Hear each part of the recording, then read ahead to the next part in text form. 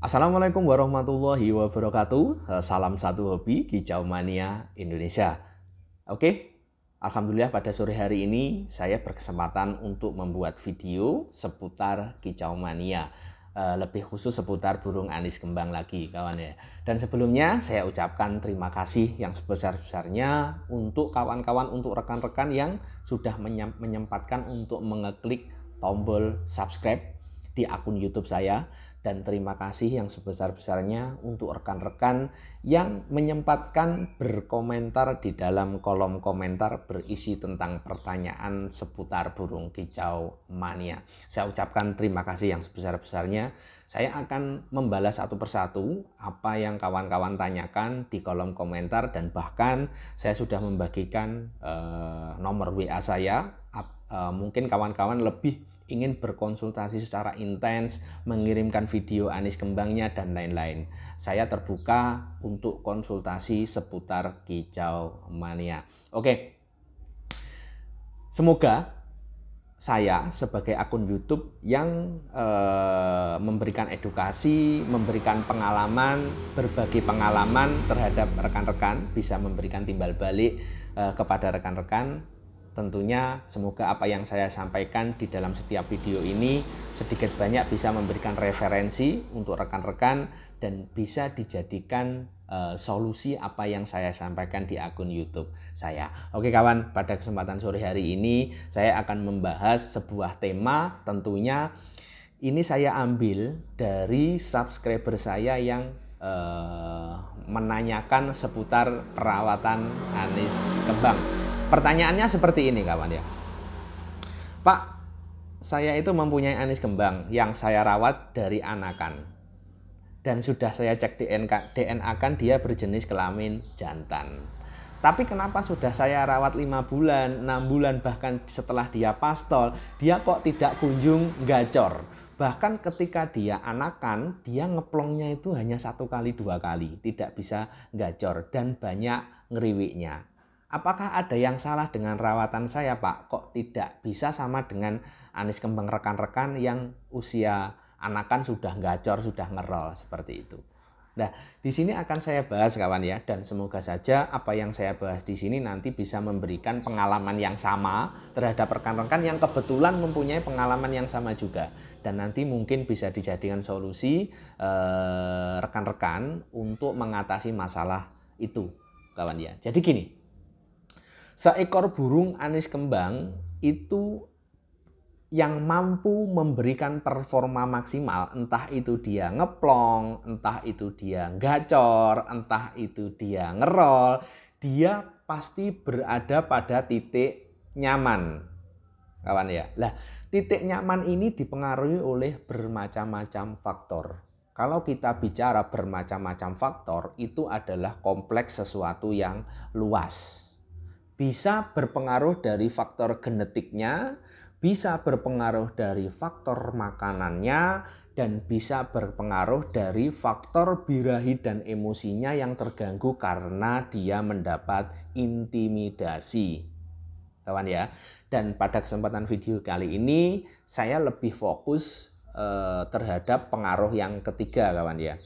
Jadi burung anis kembang yang mampu gacor ngeplong, gacor ngerol, saya jamin burung anis kembang tersebut selama tumbuh kembangnya tidak pernah mengalami intimidasi. Kawan ya, di sini akan saya bahas. Nanti di akhir video kawan-kawan bisa menyimpulkan, oh ternyata intimidasi yang dimaksud dari bapaknya itu seperti ini. Oke, sebelum saya menjawab intimidasi tersebut seperti apa, saya akan sedikit bercerita terhadap pengalaman yang hampir sama terhadap apa yang ditanyakan oleh salah satu subscriber saya tersebut. Suatu ketika dulu, 2 tahun yang lalu mungkin, saya itu masih pemula merawat burung anis kembang. Dan saat itu saya mempunyai burung anis kembang yang saya rawat dari trotol itu yang sudah gacor, sudah dewasa pastol gitu kawan. Dia ngerol gacor, bunyinya itu 24 jam kawan ya. Bahkan ketika dikerodong, ketika lampunya masih menyala, dia itu kan terus berteriak-teriak gitu kawan ya. Dan karena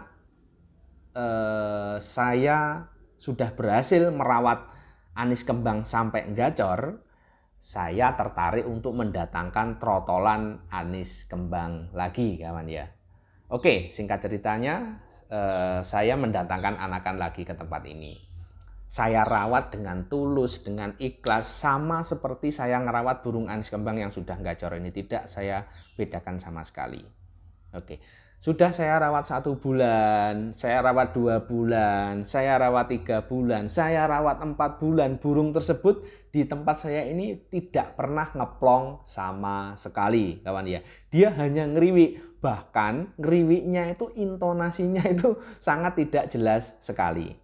Karena saya masih pemula dulu, saya cekkan DNA karena saya curiga burung anis kembang ini berjenis kelamin betina. Saya cekkan DNA, ternyata hasilnya itu jantan. Saya kaget, loh burung model seperti ini kok berjenis kelamin jantan? Itu kawan ya. Dan kok tidak sama dengan burung yang pertama saya dulu, saya rawat tidak ada 2 bulan itu dia sudah rajin ngeplong. Seperti itu. Oke. Singkat cerita, burung anis kembang itu tetap saya rawat kawan ya. Karena saya tipikal orang yang sayang terhadap hewan kawan ya. Jadi saya itu sulit melepaskan hewan apapun ketika hewan tersebut sudah berada di tempat ini kawan ya. Saya mencoba mempertahankan 1 bulan kemudian, tapi dia tetap tidak kunjung mau ngeplong. Bahkan dia saat itu sudah mau fase mutasi burung. Oke, singkat cerita, saya pasti harus mencari masalah terhadap burung ini. Kenapa burung ini? Ini saya beli di tempat yang sama terhadap burung yang sudah gacor tadi. Saya lakukan perawatan yang sama, tapi kok hasilnya berbeda. Saya harus menemukan masalah apa yang dialami oleh burung ini. Oke. Pas kebetulan pada saat itu ada rekan saya yang datang ke rumah saya. Dia bilang, "Pak, saya mbok yao diberikan anakan anis kembang atau burung anis kembang. Saya ingin nyoba ngerawat burung anis kembang." Kemudian saya tanya, "Pak, apakah jenengan sudah serius untuk merawat burung anis kembang?" Burung anis kembang itu burung yang sulit bunyi. "Serius, Pak." Gitu. Kemudian saya menyodorkan anis kembang yang tidak kunjung bunyi itu kawan ya ke rekan saya. Ini saya ada burung anis kembang. Dia sudah saya rawat 4 bulan, bahkan hampir 5 bulan itu tidak bunyi terus. Tapi burung ini sudah saya teskan DNA dan berjenis kelamin jantan. Kalau masnya feeling terhadap burung ini, silakan burung ini dibawa. Itu kawan ya. Singkat cerita, burung itu dibawa pulang oleh rekan saya, dibeli dengan nominal yang sangat jauh di bawah harga anakan kawan ya, karena saya itu tidak seperti itu dikarenakan saya sayang terhadap burung ini dan rekan saya itu dia mengutarakan niat seriusnya, silahkan dibawa itu kawan ya. Jadi dibawa oleh rekan saya dan 2 hari atau 3 hari kemudian, tidak sampai seminggu, rekan saya menghubungi saya, "Mas, burung sampean sekarang sudah ngeplong-ngeplong." Gitu loh. Saya kaget kawan ya. Wong saya rawat 4 bulan sampai 5 bulan, burung tersebut tidak kunjung ngeplong. Kok dirawat teman saya 2 hari 3 hari kok dia langsung ngeplong. Gitu kawan ya. Dan saya tidak percaya, saya mendatangi ke tempat dia kawan ya. Dan benar burung tersebut memang ngeplong. Dan bahkan sekarang burung itu menjadi burung kesayangan oleh rekan saya dan saya ikut senang. Gitu kan. Sudah ngerol-ngerol gacor seperti itu. Kemudian saya berandai-andai kawan ya. Kenapa burung itu kok ketika dia dibawa oleh rekan saya, dikeluarkan dari rumah ini, kok dia langsung mau ngeplong? Saya tanya, sampean kasih pakan apa? Dia bilang, ya biasa mas, pur topsong, jangkriknya 2 atau 3 seperti itu. Terus ndak saya aneh-anehkan, ndak saya kasih doping seperti itu. Wah, kok bisa ya seperti itu? Kemudian saya berandai-andai, kenapa burung yang saya rawat 4 bulan, 5 bulan, di tempat saya cuma ngeriwik, kemudian ditaruh di tempat rekan saya, kok dia mau ngeplong? Pasti ada sesuatu yang salah, kawan ya. Kemudian saya mencoba menarik hipotesa atau menarik jawaban sementara. Apakah ini dikarenakan burung anis kembang saya yang gacor itu, kawan ya? Jadi di awal tadi saya sudah bicara kawan ya, kalau saya mempunyai burung anis kembang yang sangat gacor sekali kebetulan pada saat itu. Dan burung anis kembang tersebut tipikalnya bunyinya itu keras sekali dan mengintimidasi. Bunyinya itu 24 jam. Ketika lampu menyala dia tetap bunyi. Apa itu? Dan saya ingin menguji hipotesa saya itu benar atau salah, kawan ya. Kemudian saya ambil keputusan. Oke, saya harus mencari tahu masalah yang mungkin itu, kawan ya. Kemudian singkat cerita, saya membuang burung anis kembang yang gacor ini. Saya jual, katakanlah kawan ya. Saya jual ke rekan saya juga dan dia diambil dan dia gacor sekali belinya itu. Oke. Dibeli oleh rekan saya dan di rumah saya sudah tidak ada burung anis kembang lagi.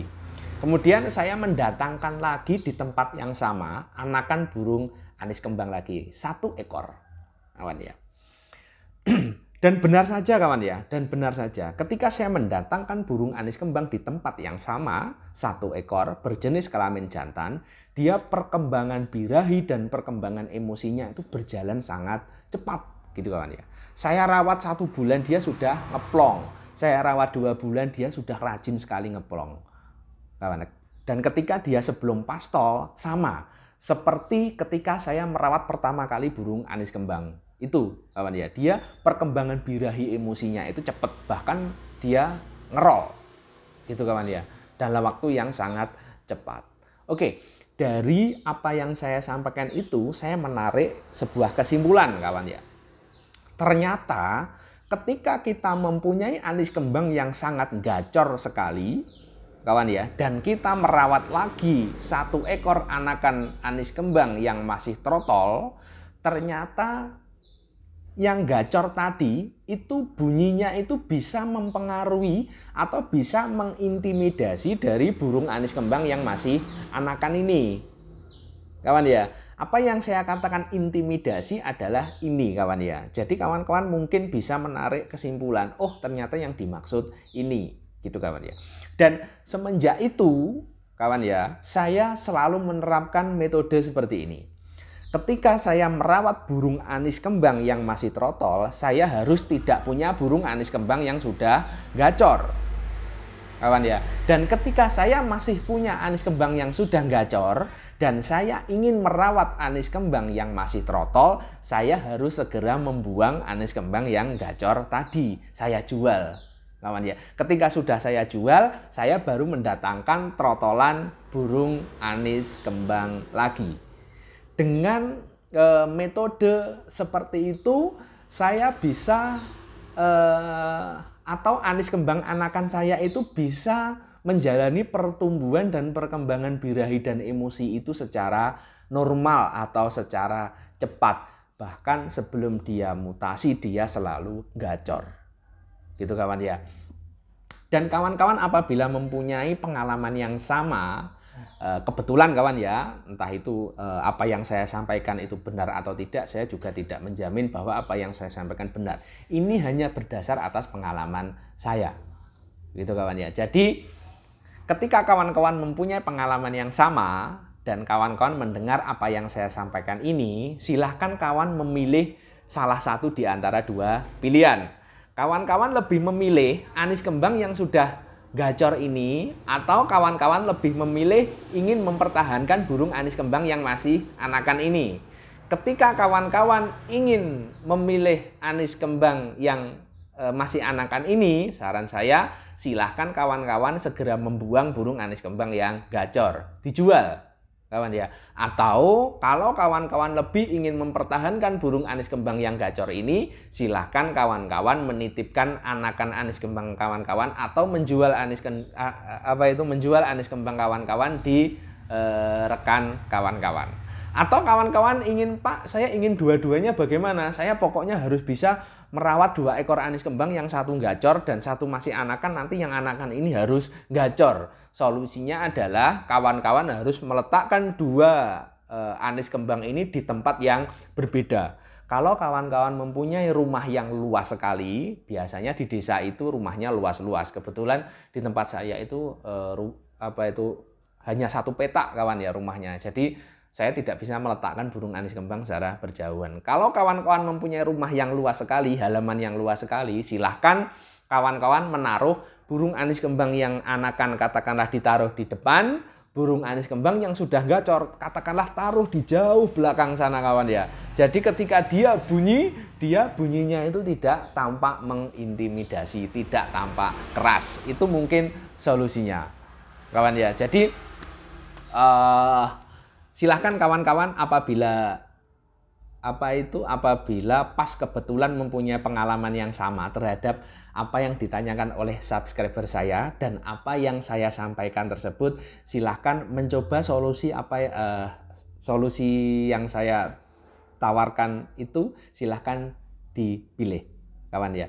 Dan semoga saja kawan ya informasi singkat ini dan tidak terasa saya bercerita seperti ini sudah mempunyai durasi 16 menit dan sangat panjang sekali menurut saya. Oke, mungkin apa yang saya sampaikan sore ini cukup sampai di sini kawan ya. Dan semoga sekali lagi saya berharap semoga apa yang saya sampaikan ini sedikit banyak bisa memberikan referensi terhadap rekan-rekan dan bisa memberikan salah satu solusi terhadap masalah yang dialami oleh rekan-rekan. Dan jangan lupa like, komen, dan subscribe kawan ya. Silahkan komentar, bertanya apapun di kolom komentar. Saya pasti akan membalas satu persatu komentar rekan-rekan.